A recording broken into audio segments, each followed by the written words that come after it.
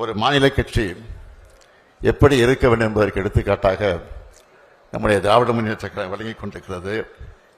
ஒரு தேர்தல் தோல்விக்கே இன்றைக்கு பல கட்சிகள் காணாமல் போயிருக்கிறது.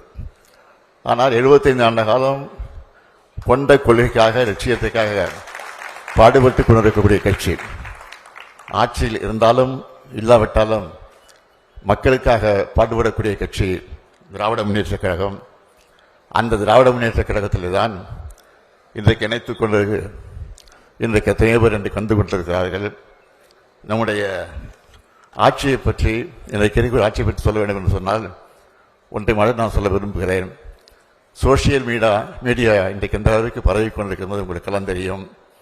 அந்த சோசியல் மீடியா ஒரு வகையெல்லாம் நாளடைவில் அதையெல்லாம் மறைந்து போகத்தான் போகிறது. இன்றைக்கு சோசியல் மீடியாக்களை பார்க்கிற போது ஒரு காலத்தில் நாம் பழக்கத்தை பார்த்தோம். கோட்டு போட்டு தந்தார், டிஃபன் எடுத்து கையில் எடுத்து தந்தார், வாட்ச் கட்டிட்டு தந்தார், செஸ் விளையாடினாரு. இன்றைக்கி கோட்டு போடல, பட்டு சட்டை வேசி விட்டு வந்தார். இதெல்லாம் இன்றைக்கு செய்திகளாக வந்து கொண்டிருக்கிறது. அவைகளெல்லாம் மறைந்து நாட்டில் நடைபெறக்கூடிய அக்கிரமங்களெல்லாம் இன்றைக்கு செய்திகளாக வந்து கொண்டிருக்கிறது.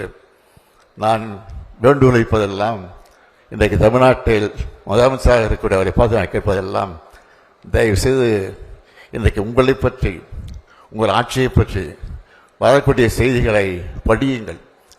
படித்து அதற்கு உண்மையை கண்டுபிடியுங்கள், அதற்குரிய நடவடிக்கை எடுங்கள் என்பதுதான் என்னுடைய அன்பான வேண்டுகோள் என்பதை மாத்திரம் எடுத்து சொல்லி, நம்முடைய கலாநிதி வீராசாமி அவர்கள் தம்பி உதயநிதி சொன்னது போல அமைதியானவர், அடக்கமானவர், எந்த பணியை கொடுத்தாலும் தட்டாமல் செய்யக்கூடிய ஆற்றலை கொண்டவர்.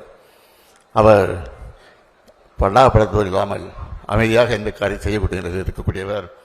அவருக்கு நான் தினத்தினுடைய வாழ்த்துக்களை பாராட்டுக்களை தெரிவித்து, இன்றைக்கு மனக்கோலம் கொண்டிருக்கக்கூடிய மணமக்கள் எல்லா வகையிலும் சிறப்புகளை பெற்று புரட்சி கவிஞர் பாவேந்தர் பாரதிதாசன் எடுத்து சொல்லியிருக்கக்கூடிய வீட்டிற்கு விளக்காக நாட்டிற்கு தொண்டராக இருந்து வாழுங்கள் வாழுங்கள் வாழுங்கள் என வாழ்த்தி விடைபெறுகிறேன். நன்றி, வணக்கம்.